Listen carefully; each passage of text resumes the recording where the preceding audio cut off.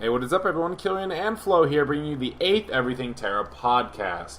This week we're going to be talking about the new 5-man MC hard mode replacement that just hit K-TERA, rehyped the Reaper for everybody, as well as the new, not cash shop, but the new shop that's going to be implemented, as well as one of our Twitter-submitted questions.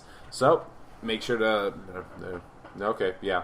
For those of you who don't know who I am, my name's Killian. I make several guides on YouTube, whether it be power leveling, gold making, or whatever it may be, as well as a Berserker PvP guide on TERA Today. I partially stream as well, but you can find all of those in the links down below. And my name is Flo. I'm a competitive 3v3er. I really like to do a lot of PvP, and I do write some guides on, specifically on a Slayer guide, and I am actually working on a solo queue guide for Equalized solo queue. So if you're looking for any sort of PvP related or MMO related material, feel free to check out my stream, which, you know, some of you obviously are, and yeah, just look forward for more content for me to push out in the upcoming future. Anyways. Yes! Yeah. Okay. So, pretty much with the announcement of the new shop and whatnot, and the Reaper finally getting a specified date on the U.S. grounds, what do you think of, like, the new shop? I believe it's the ticket shop that's going to be coming out. What is the purpose of that?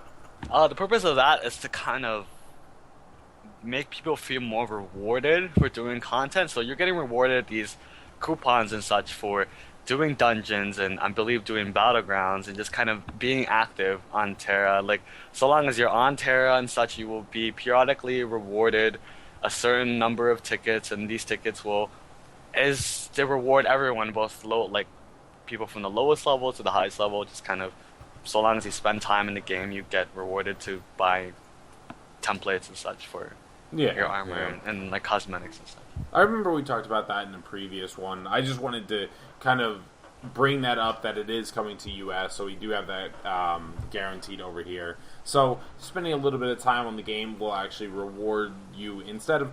Because I typically AFK a lot, unless something's going on, and the fact that I'm going to be getting something for AFKing now at least, or just logging on in general, it's just a little bit more of a perk. You know, I'm a guy who logs on every day to begin with, so it's just, I'm getting something new for free. You know, that's just something cool that they're adding. But what I really want to talk about is the finally US is giving us a exact date, or month rather, when the Reaper class is going to be coming out. This was I believe our first podcast was going over a lot about the Reaper, and we haven't heard as much about it recently. But for those of you who don't know what the Reaper is, it is the new class that's going to be coming to TERA, being a mid-ranged dual scythe ranged scythe wielding class, which is absolutely really cool. Flo actually has some on-hand experience with it, so can you just give us a brief overview of what the Reaper is, just once again?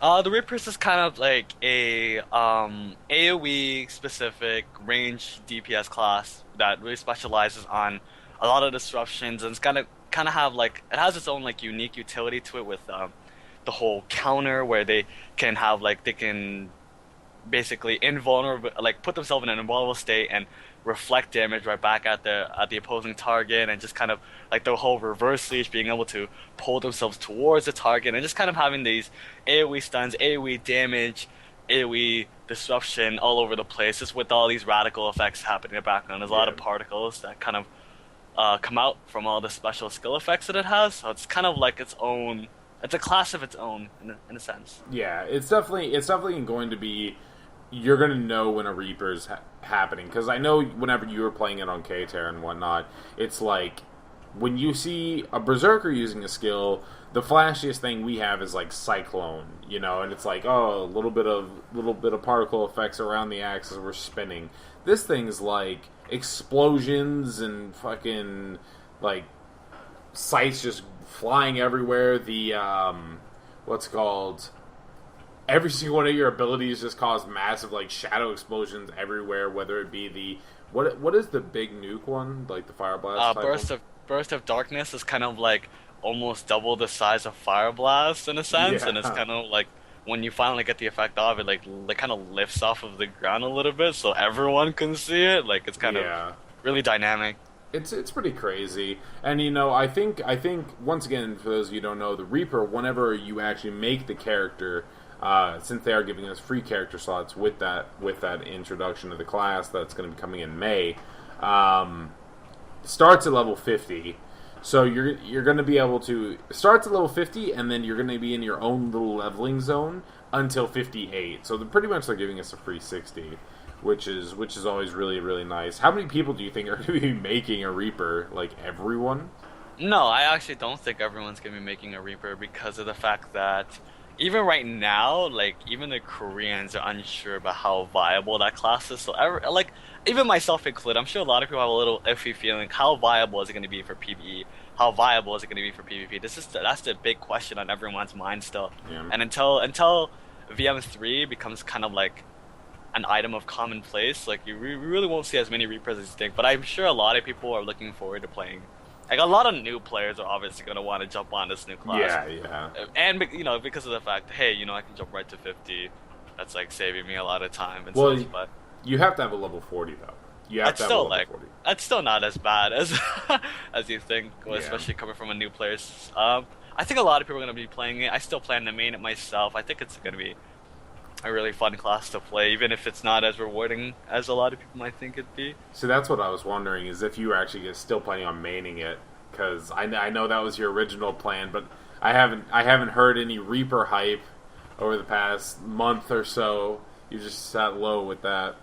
I think with the introduction of a mid-range class, it's going to be pretty cool. It's going to give a different feeling and a really different play style, in my opinion, to people who are looking for that kind of thing. Because like Archer has its own like combo and whatnot, but it's pretty like standard. You know what I mean? And It's really cookie cutter. Yeah, and then Warrior have their own like standard one. While like the Reaper is kind of like the best of both worlds. Well, not the best of both worlds, but like the in between of both worlds, having like that mid range, but having that Warrior feel. I think it's gonna have a lot of players just enjoying that kind of play style. But you're right. But you're right about it being possibly like a niche like thing. I'm wondering how many people are actually going to try to main it and really stick with it. You know what I mean? Yeah. Okay.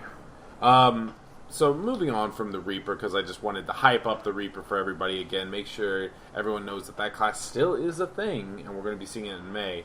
But what really I'm kind of curious about is the new 5-man MC hard mode replacement that just hit K-TERA. Like, just hit K-TERA, 3 days ago? Something along those lines. And people are saying it's insane. What do you know about it so far? Okay, well, from what I've known so far, it is a dungeon with only 2 bosses in it. You kind of walk in, you down the first boss, you keep walking, and you down the next boss, and it's over. If you've mastered a dungeon, it's actually relatively short in comparison to doing MC hard mode, where you have to down 3 bosses, go down the shaft, and then fight the cocoon, kill the cocoon, and then you finally have the queen come out and then kill the queen. It's kind of a lot less time consuming than the last dungeon. I've also heard that it was down in a matter of 5 hours in comparison to MC hard mode, which was down in about a month or so, like even on NA Tier 2. So there's a really big time difference in between the release of this 5-man dungeon in comparison to the release of MC hard mode, since the Bluehole's expectation to everyone was to make a dungeon that's about equivalent to MC hard mode in difficulty, which it still is for those who are watching. It's kind of really difficult still. Yeah. Yeah. The teams that we're going to be seeing first clearing it, like the guys who did it within 5 hours, I feel that they're with the amount of time that we've had to prepare, in essence, for that kind of content. Like, I feel, they were all probably in perfectly rolled Nightforge 2 PvE, like with every single buff possible, making things, and just really prepared for that 5 hours of just like hard grinding.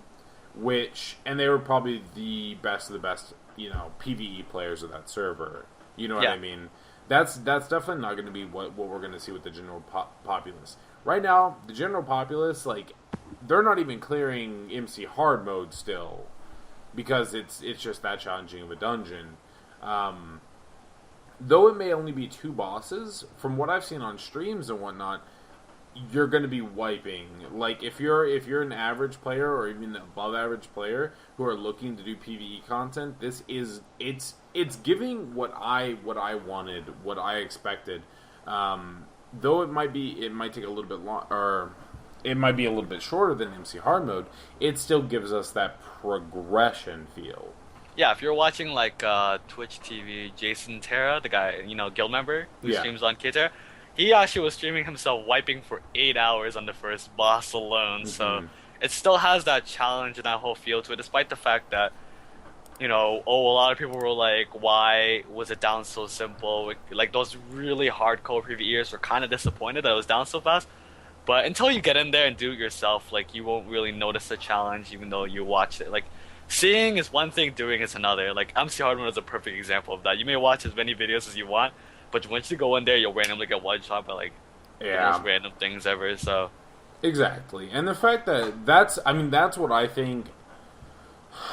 Because I've never been a fan of a dungeon being oriented around, everything just hits hard.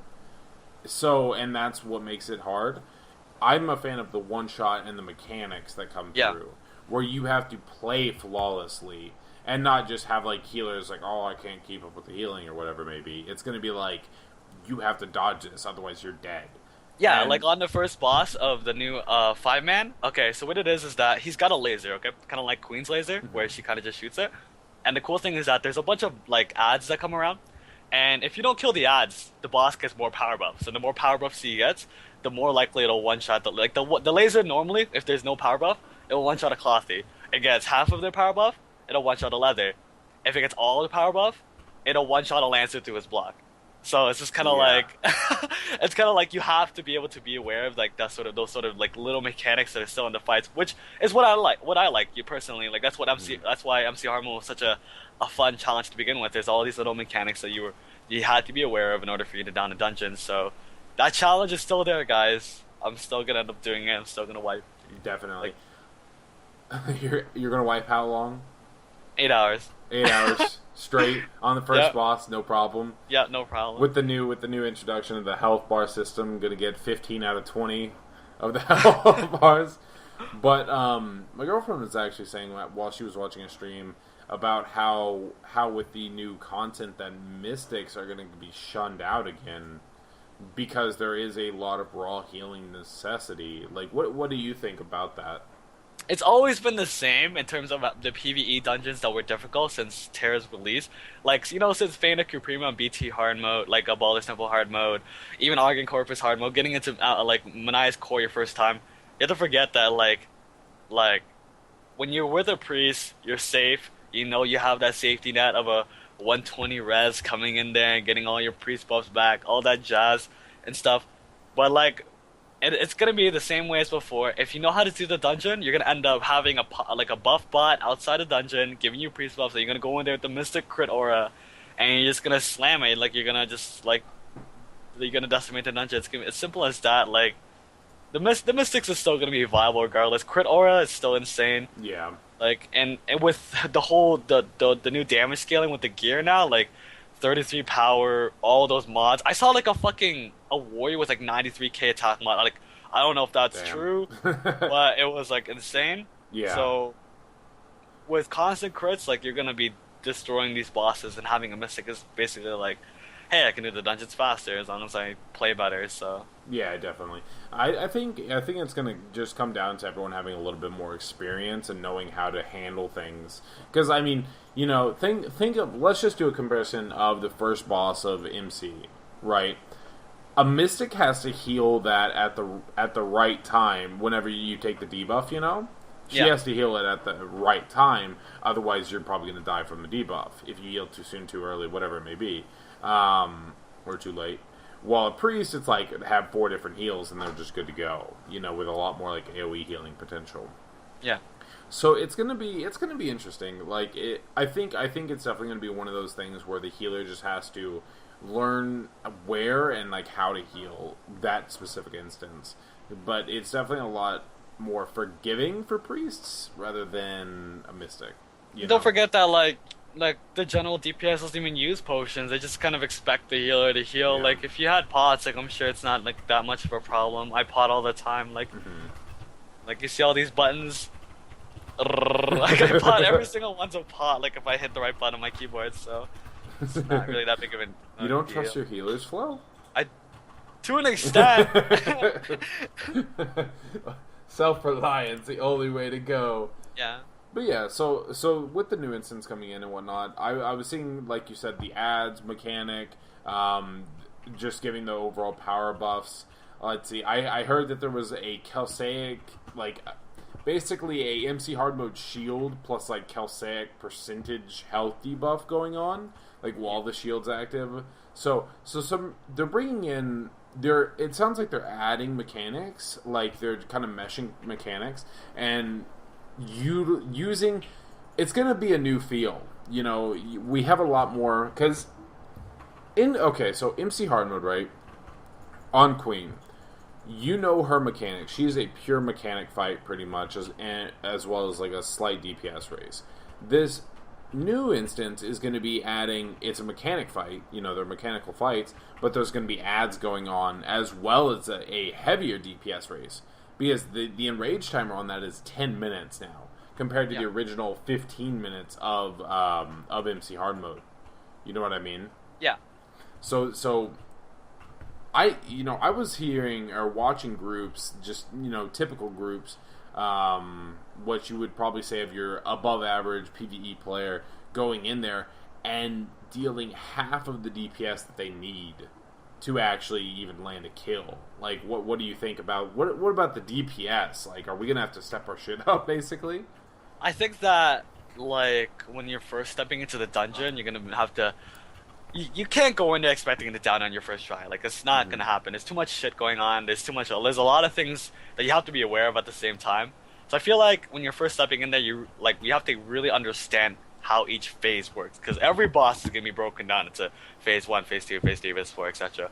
And so, like, because of that, like, once you have those phases down, you have to, when you finally decide to down the boss, you have to make sure to get those little side objectives done, and then afterwards just go all out on the DPS. Like, from the runs that I've been watching so far with the two streams, with the Africa one and the Korean one, whatever, they have every buff up.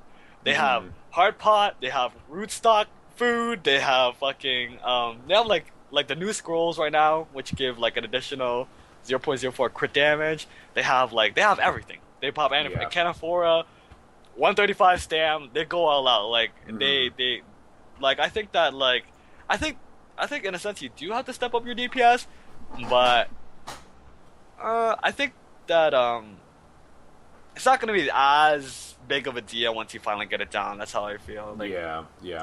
I mean, I think, it's still going to be one of those things where we're going to be having to clear it. Like, even if you down it that one time, that's not cleared content. Like, you don't have that on farm status. Back when I hardcore rated WoW and whatnot, it was like, yeah, guys, fuck yeah, we got it. We got that server first. We got it down.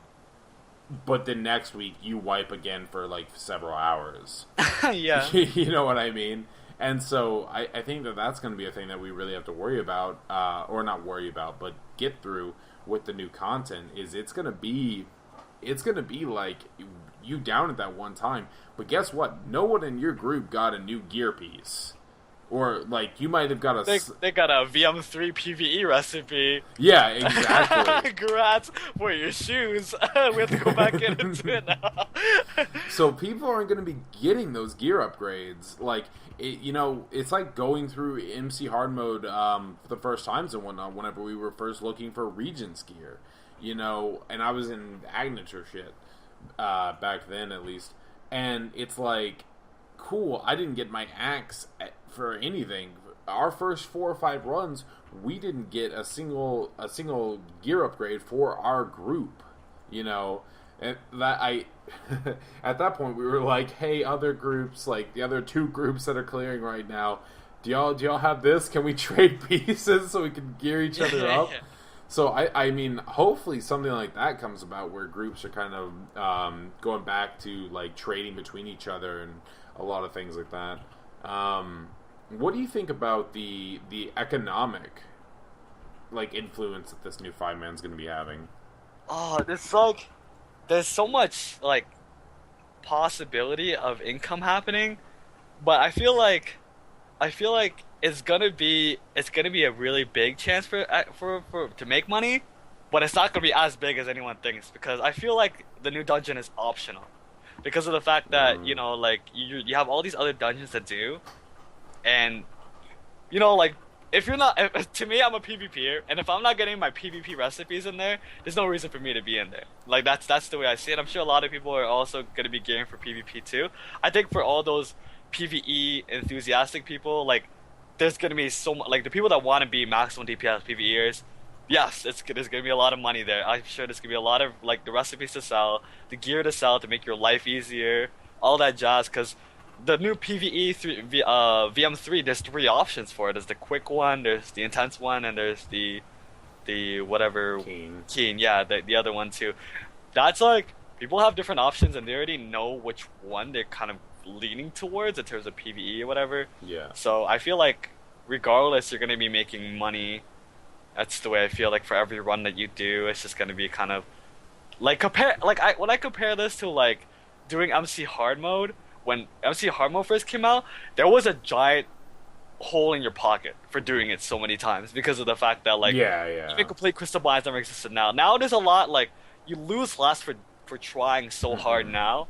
So there's bound to be money to be made. That's the way I see it. So definitely. I mean, I remember whenever I was progressing through MC hard mode, complete crystal blind was running me 1.5k out of my pocket every day. Of just progression where we're not killing it, and it's definitely a possibility that that's going to be something prevalent.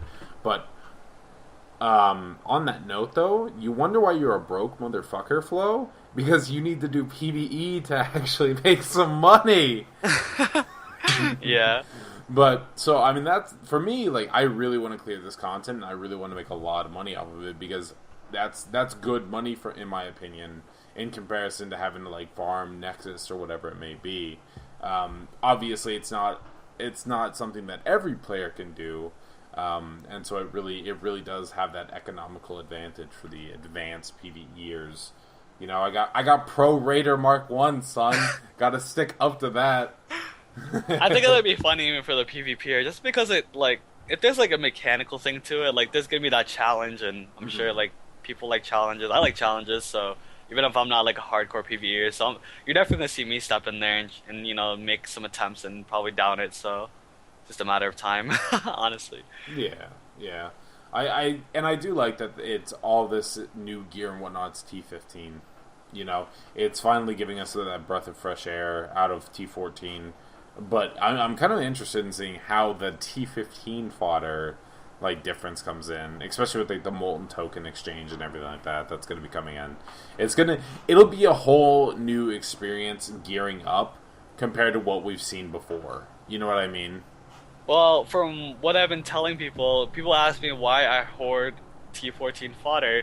In the next patch, you can break down T14 and make it into T15. So I have alt bank after alt bank after alt bank of all this fodder that I've not been selling, even though I can make easy money off of it. So I feel like everyone needs to kind of get down with that, along with the fact that like gathering is actually a lot bigger deal, since in the next patch with Reaper coming out, there's the crafting change, and everyone saw me bitch about the crafting change last time, how there's a limit to it. So if you want to start gathering, you should honestly do it soon, because there's so many mats that you need that you find every day. People don't realize there's value to it, so you should really start saving that up too. I don't know how many times I've tossed Exermetal ore and just like runes, just all that shit's like useless to me now. But keep on holding it, hold it, people. Even Gravehide has value. Gravehide, like all like the rares off of the gathering stuff, like all of that has value now. Like in the next patch, they're trying to make everything work. They're trying to make everything be useful with the next change. So that's good though. Like the fact that that's going to bring back value into being able to farm money. You know, like the fact that you're willing to run out there and go farm those metals and stuff, that's going to bring money in again. Because that's one thing that I don't like about a lot of MMOs out there is you can't really farm to make money. Like, same with TERA. Like, right now, you can't really farm to make money. You have to be on for Nexus timers, you have to do your dailies. But giving that farming opportunity again, I think that's going to be a really good thing.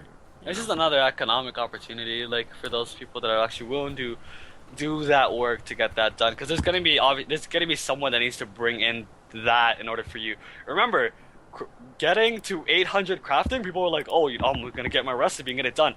You don't max your crafting in a day. Yeah.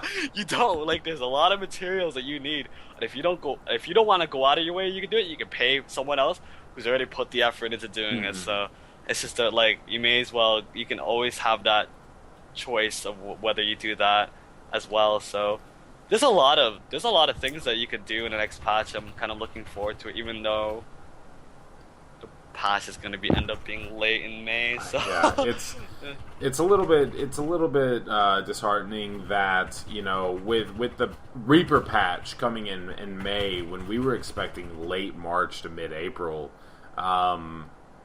it's going to be a little bit, you know, it's definitely a pretty big difference in comparison to what we were hoping for. But, you know, at least we finally have a date that we know we can look forward to. Kind of moving on from all of the patch stuff, because we've been talking a lot about that. I want to just ask and touch up on our Twitter question, which was submitted #EverythingTera on Twitter from Goliath. What about covering collision? So, what is your opinion on collision in the game? Okay, well, the way collision works is that, you know, like in cities, collision doesn't exist. So which means that collision is kind of a concept that really applies to melee classes when you're and a lot in terms of PvP. Like, well, right now I'm talking about PvP, like in a sense where, you know, like if there's a person that's in your way when you're trying to land a certain skill, your character will not move past that character. Like that's not gonna happen. Sometimes it may happen, but the majority of the time it doesn't happen at all. So in a sense, you could body block people and not let them land like their following skills. Like, for example, a Slayer does their startling kick into heart thrust combo, and when they're hitting their heart thrust, they're moving. But if someone else gets in the way while they're hitting their heart thrust, you're actually getting in their way. Same thing with like thunder striking into vamp blow. Like, you need that movement after your thunder strike in order for you to land your vamp blow. And if people are in your way while you're trying to land that skill, then that doesn't apply. If you want to talk about PvE collision, we could talk about how when you're using certain dash skills like a headlong rush or charging lunge or backstab or charging slash from warriors on really large bosses such as Kelsaic from KN, Manaya's core, the Queen obviously, and Bandersnatch from Wonderhome. Those characters, they have such immense hitboxes that, so like, with that huge collision in your way when you're landing those skills, you will end up sucking into their hitbox, or worse yet, you don't move anywhere because they're just too large and they're just too big a collision in a sense, so that way like you don't move at all. So they're getting in your way when you're trying to have like a certain movement or a certain objective involved. So another thing about collision would be, like, for example, just kind of in MC hard mode on the cocoon phase. You know, for PvE, think about the healers who are having to kite out there, and the moment that they get caught, like they run into a mob, they run into one of the shards or something like that with a huge mob train following them, that's going to get you killed instantly. So just like collision is definitely one of those core parts of the game that like a lot of people need to understand, and with the hitbox as well, like you were stating, a lot of mobility and things like that like a berserker can sit pretty far back on Kelsaic and still land hits on his back whenever it's not actually at his feet. But then whenever you get to the feet or whatever it may be, you need to make sure that whenever you like start hitting on the feet and whatnot, and you need to like get out of something, whether it be the freezing or something, and you try to back out from people, that collision's gonna screw you. Because that's my overall experience with most collision in PvE at least, and PvP, is it's gonna screw you in some way. So it's one of those one of those tactics and things that I think a lot of people overlook of how important it actually is, because like. I guarantee you've had a situation as a Slayer when you're trying to run out from Queen's bomb. Well, I don't know. You have a little bit more mobility than a Berserker does. Yeah. Oh? Oh? Yeah. Giga Shiba. Yeah. But, you know, it's one of those things that definitely screws up Melee a lot more than others, because anytime that I'm trying to back out and I get hit by unit collision from another player in PvE, that's gonna get me killed, because I have to 180 and book it out of there to get away from a bomb, and then leaping strike out. And if someone body blocks me, I'm screwed. Has body blocking ever messed you up in PvP? One of the on PvP, it happens like a lot more often than people realize. That like sometimes like when I'm trying to land my startling kick, like and the other opposing DPS comes into peel, I don't move anywhere, so I'm kind of like worried that like I can't land my following up skills and such. And it's just kind of like sometimes I really need to back out of a certain situation, and other people get in my way. Like there's a lot of videos where that kind of happens. That I can definitely link people for comedy's sake. One of my funniest situations for PvE collision is when you're fighting Cocoon and the cage pops up, and kind of like people kind of deliberately get in your way, or like you know like a Zerker hits block. Okay, I read triple D 3 melees on Queen. It was a warrior, a Zerker, and then there's me, a Slayer. Zerker hits block over here. Warrior hits DFA over here. I'm in the middle. I can't move because they're both body blocking me, so I get caught. And they're both looking at me like, what an idiot. And I'm like, no, you're in my way. I need to dodge, roll out, and I couldn't move anywhere because of that. So collisions definitely, like, more so in a sense, body blocking should be something that you should be considering, because in this game, positioning means a lot more than other MMOs. So it's kind of like, if you have bad positioning, you get punished. It's as simple as that. Like regardless of whether you're doing PvE or PvP. So that was the question submitted by Goliath on the Twitterverse with the hashtag everything TERA. So if you want us to talk about a question, make sure to submit your question on Twitter using the hashtag everything TERA. Fantastic. So just kind of wrapping things up with one final thing. What are you doing in the meantime while waiting for the patch? This is a little bit non-TERA related, guys, but what are you doing while waiting for the patch? Well, other than doing threes, like on like more of a casual basis now, since it's kind of been slowing down. A lot of people have been kind of like diving down a little bit, kind of been playing a lot. There's a lot of like random other games coming out and such, so we kind of been jumping on that. Diablo 3 Reaper of Souls coming out Tuesday. So I'm like, I've been on that, and I know a lot of people have been playing like Titanfall and Dark Souls 2 and Wildstar, like all these other random games are coming out and such. I still have TERA. TERA is still always going to be like the #1 game for me.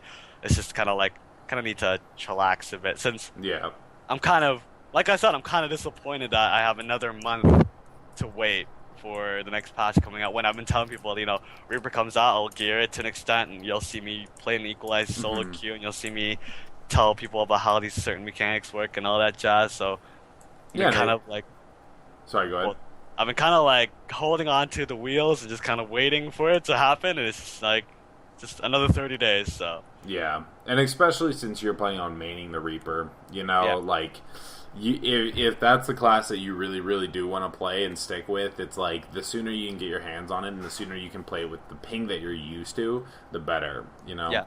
And for me, just kind of killing some time, I've been playing a bit of Skyrim. I discovered modding in Skyrim, and that's been really, really fun with my playing Terra Rim and being an Ellenborn, so my character is actually an Ellen that I've been playing through, which is pretty fantastic. So why? Kawaii. But for the most part, I've been just kind of hopping around other games. I know a lot of Blacklist people have been as well.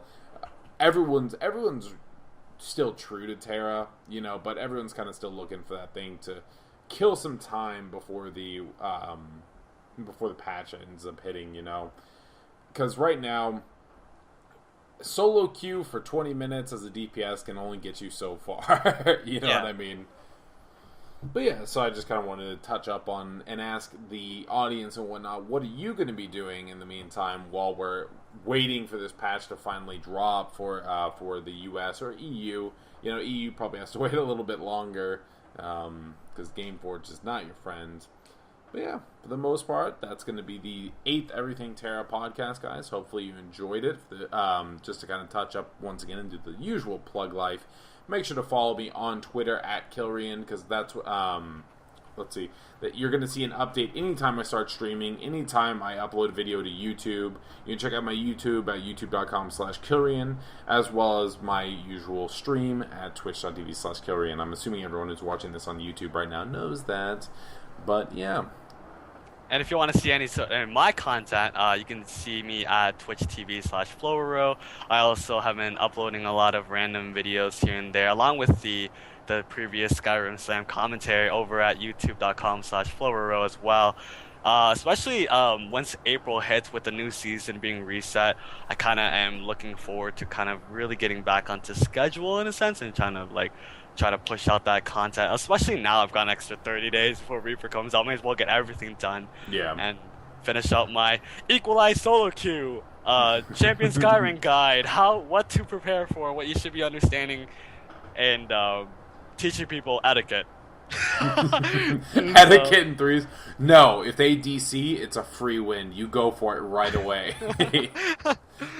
But thank you all for watching. Hopefully you enjoyed it, guys. We'll catch y'all next week. We don't know what topics we're going to be talking about, but make sure to submit those with #EverythingTera. Hopefully you enjoyed it, guys. Thanks for watching. Peace out. See you guys later.